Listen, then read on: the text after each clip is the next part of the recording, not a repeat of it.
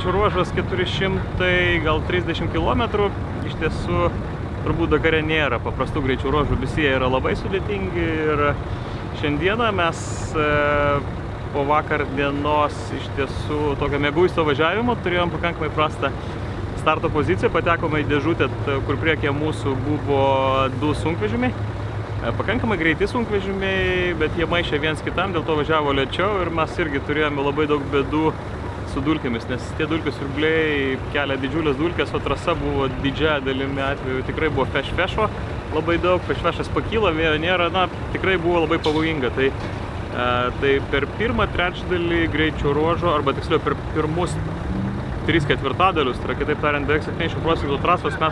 mes dirbom, mokėmės kantrybės, laukiam, kol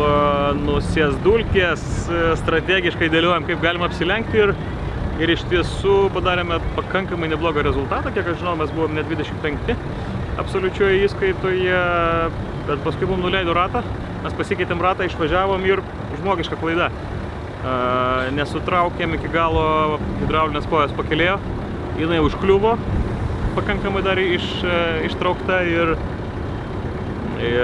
labai daug laiko dirbom, tvarkėm automobilį, kad tą koją pakelti viršų ir iš tiesų tas puikus, geras darbas nuo šunė nuo degos ir gerai, kad esam bivake, bet panašu, kad galim likti be vienos hidraulinės kojos, kai dabar artėjas pelydam, mums jos bus labai reikalingos. Matysim, kaip bus.